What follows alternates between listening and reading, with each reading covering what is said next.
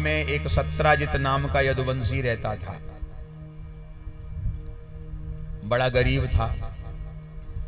इसने एक बार सूर्य भगवान का तप किया।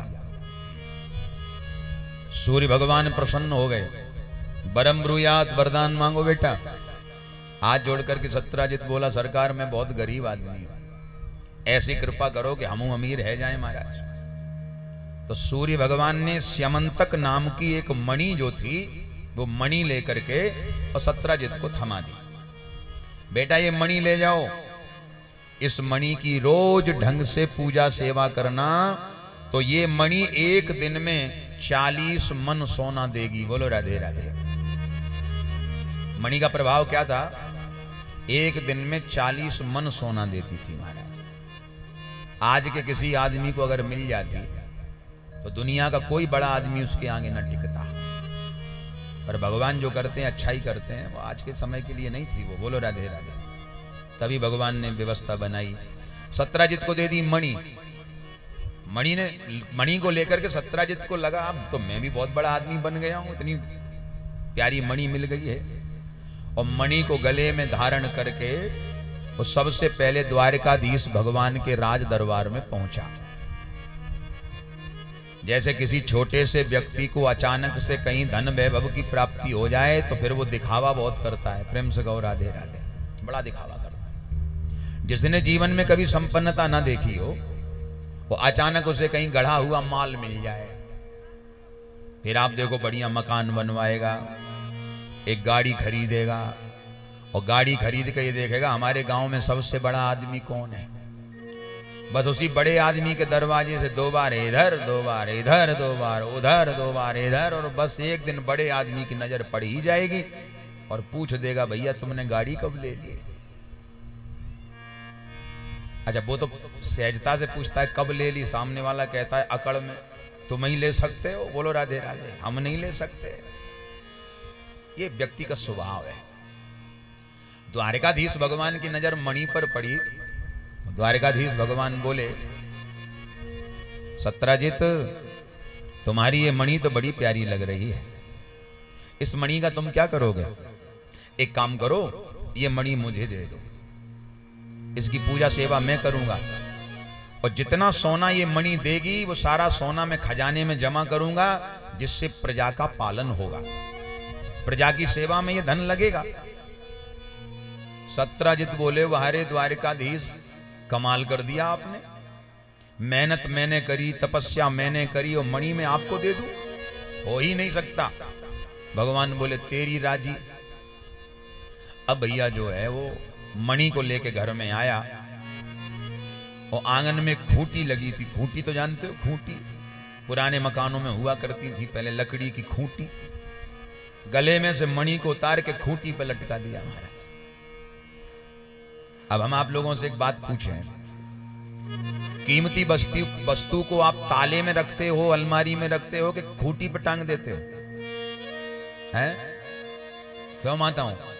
आपका कोई चैन हो, पर्स हो या कोई मंगलसूत्र हो, कोई हार हो, कुछ हो, तो कहां रखती हो?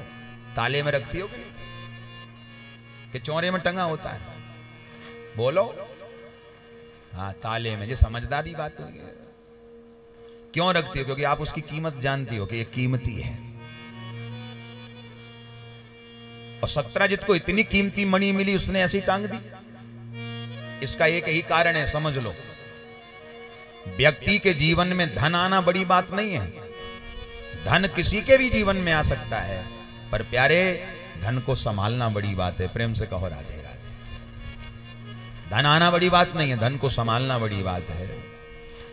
आपके जीवन में धन आया है, लेकिन विचार ये करना है कि धन खर्च किस चीज में हो रहा है, अच्छे काम में या बुरे काम में। एक धन वो है जो बुरे कामों में जा रहा है, शराब में जा रहा है, व्यभिचार में जा रहा है, जुए में जा रहा है वगैरह वगैरह, वो भी तो धन ही है। और प्यारे एक धन वो है जो समस्त ग्रामवासी और समस्त क्षेत्रवासी मिलकर के इस भागवत कथा में लगा रहे हैं। प्रेम से कहो राधे राधे। बजाओ ताली अपने लिए एक बार जोरदार। ये भी एक धन है और सार्थकता इसी धन की है कि इस धन से कितने लोग लाभान्वित हो रहे हैं, कितने लोगों को कथा सत्संग प्राप्त हो रहा है, कितने लोगों को भंडारा प्रसाद मिल रहा है, और कितनी सुंदर सेवा व्यवस्था ठाकुर जी की चल रही है। धन वही श्रेष्ठ है जो किसी के काम आ जाए, जो किसी की सेवा में लग जाए, जो भगवत कार्यों में लग जाए, वही धन श्रेष्ठ है। तो धन का आना बड़ी बात नहीं, धन को संभालना बड़ी बात है। अब प्यारे जो है सत्राजित 2 दिन के लिए कहीं बाहर यात्रा पे चले गए। सत्राजित का छोटा भाई है प्रसेन। प्रसेन ने उस मणि को खूंटी पे से उतार के अपने गले में पहन लिया, घोड़े पे सवार हुआ और शिकार करने के लिए जंगल में गया। शिकार करने के लिए जंगल में गया और जंगल में क्या हुआ, एक शेर ने, सिंह ने इस पर अटैक कर दिया, प्रहार कर दिया, और शेर ने घोड़ा को भी मार दिया, प्रसेन को भी मार दिया और मणि लेकर के चला गया। अब देखो 2 दिन के बाद सत्राजित घर में लौटे।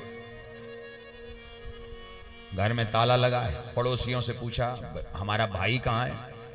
पड़ोसी बोले 2 दिन से नहीं आया।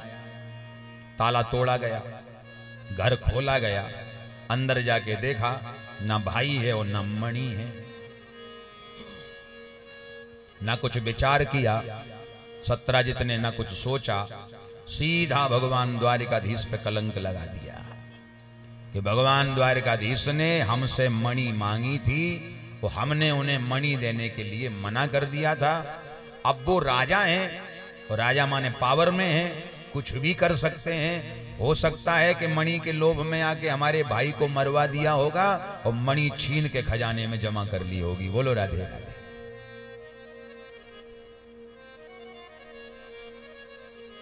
मणि खजाने में जमा कर ली होगी।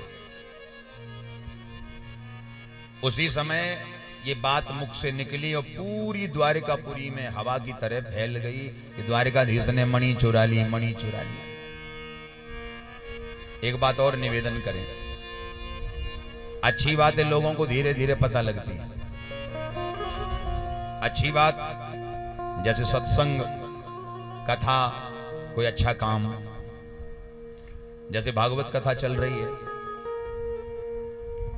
कई भक्त ऐसे हैं जिनके दर्शन आज ही होंगे, आज ही आएंगे। कथा को कितने दिन हो गए? 6 दिन हो गए, आज 7वां दिन। कई भक्तों के दर्शन आज होंगे। अच्छा एक बात और है, आज दर्शन होंगे और जब वो कथा सुनेंगे तो उनको कहेगा अरे बगल वाले, अरे बड़ा आनंद आ रहा कथा में। बगल वाला कहेगा 6 दिन क्यों नहीं आए? तो क्या कहेगा? पता ही नहीं चला। बोलो राधे राधे। हमें तो आज ही पता चला। हर गांव-गांव में पर्चे बांटे जाते हैं, हर जगह पोस्टर, होर्डिंग, बैनर लगाए जाते हैं। पूरे क्षेत्र में पहले कितनी व्यवस्थाएं करी जाती, कथा हो रही, कथा हो रही। वो अगला क्या कहता? हमें पता ही नहीं लगा। अच्छा पता लगा नहीं है कि पता लगाया नहीं है? बोलो। चलिए, कहीं नौटंकी हो रही हो, कहीं तमाशा हो रहा हो, ना पोस्टर लगाए जाते, ना बैनर लगाए जाते, ना पर्चे बांटे जाते हैं, और देखो भीड़ महाराज होती है। भीड़ के नहीं होती, अपार भीड़ हो जाती है। अभी कोई नाचने वाली आ जाए, दूसरे गांव में कोई नाचने वाली आ जाए,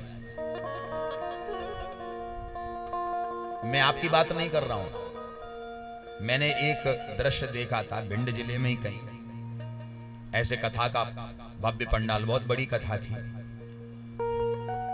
सारे क्षेत्रवासी कथा का खूब आनंद ले रहे थे। एक दिन रात को, क्योंकि मैं वही गांव में ही पास में रुका हुआ था, मेरे वहां आवाज आ रही, गांव में साउंड पे आवाज, फिल्मी गाने चल रहे। तो मेरे दिमाग में आया कि भाई भागवत की कथा है तो वहां कम से कम भगवान का भजन चलना चाहिए, फिल्मी गाने कौन चला रहा है? तो मैंने अपने आचार्य जी को भेजा, मैंने भाव जाए देख के आओ भाई क्या हो रहा है। आचार्य जी गए तो इन्होंने थोड़ा वीडियो बनाई, वहां मुझे तुरंत सेंड की। मैंने देखा, मैंने कहा गजब हो गया है। तो अब मैंने सोचा कि चलो रंग में भंग डालना उचित नहीं है, जो हो रहा है हो जाने दो। अगले दिन मैं व्यासपीठ पर आया और फिर वो खिंचाई करी लोगों की। बोलो राधे राधे। मैंने लोगों से एक बात कहा कि भाई एक बात बताओ, हम यहाँ व्यास गद्दी पे बैठ करके 6-7 घंटे मेहनत करते हैं, समाज को सुधारने की बात करते हैं, और तुम हमारी मेहनत पर पानी फेर देते हो। मैंने रात में ये डांस करने वाली, ये नाचने वाली आई, और सबसे बड़ी बात मैंने देखी उन दुर्भाग्यहीन लोगों को, जो भाग्यहीन लोग हैं, ऐसे जो भागवत कथा जब चले तो उनकी जेब से 2 रुपए नहीं निकलता, वहां 500-500 के नोट बरस रहे हैं। बोलो राधे राधे, ऐसे बरसा रहे हैं। लो महाराज, लो महाराज, शर्म नहीं आती ऐसे लोगों को। कारण क्या है? कारण बस इतना ही है कि अच्छी बात जल्दी से इसलिए पता नहीं लगती क्योंकि ध्यान अच्छाइयों की तरफ नहीं है, और जिसका ध्यान अच्छाइयों की तरफ होता है वो दौड़ के आता है। बोलो राधे राधे। अब बुराइयों में ध्यान हो तो अच्छाई समझ में कैसे आए, अच्छाई दिखाई कैसे दे? ध्यान ही बुराइयों में लगा है। पर मैं एक बात कहूं, प्रशंसा की बात नहीं है, ये हृदय की बात है। मैं इस क्षेत्र की, जहां व्यासपीठ अभी वर्तमान में लगी, जहां मैं बैठा हूं, इस क्षेत्र की मैं जितनी प्रशंसा करूं वो कम है, क्योंकि मैंने पहली बार ऐसा देखा है कि मेरे आने से पहले कम से कम आधा पंडाल भर जाता है। बोलो राधे राधे। ये इस क्षेत्र की गरिमा है, महिमा है। मुझे बहुत आनंद आ रहा, सच बता रहा हूं आपको। आपके इस क्षेत्र में आकर के वास्तविक हृदय की बात कह रहा हूं, बहुत आनंद आ रहा है। मेरा आना होता है तो आधा पंडाल भरा होता है। कई जगह तो ऐसा है कि जब आरती चालू होती है तब निकलते हैं सुन के घर से, अब चलो महाराज जी आ गए, चलो चलो। महाराज जी को इंतजार करना पड़ता श्रोताओं का, और यहां देखो श्रोता पहले से आकर के महाराज जी की प्रतीक्षा करते हैं। ये है मर्यादा। मर्यादा यही है कि श्रोता आके वक्ता की प्रतीक्षा करे, और वक्ता आके श्रोताओं को कथा सुनाए, तब आनंद बनता है।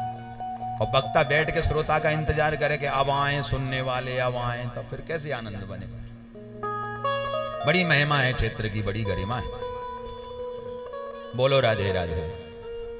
अब राधे राधे तो बोलो, जोर से बोलो। आज बड़ा तगड़ा भंडारा है, जोर से लगाओ आवाज। बहुत बढ़िया। आज तो परीक्षित जी की तरफ से चकाचक है, आनंद है। आज कथा विश्राम होगी परीक्षित जी की तरफ से, है? परीक्षित जी का भाव रहेगा तो परीक्षित जी आनंद दिलाएंगे सबको।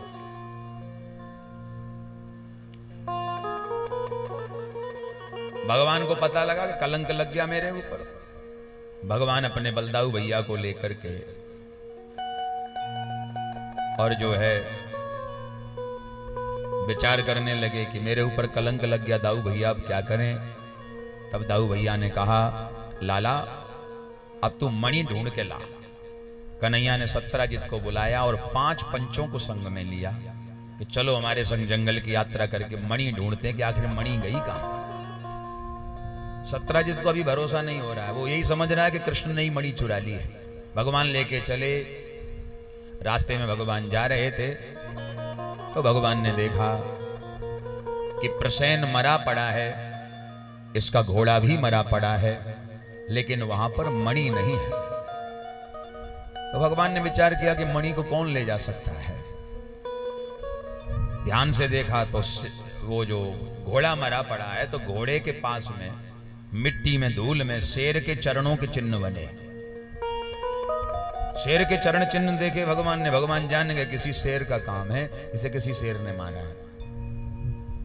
और भगवान जब उन चिन्हों पर चलते हुए आगे पहुंचे तो भगवान ने देखा कि वो शेर भी मरा पड़ा है, पर मणि वहां भी नहीं है।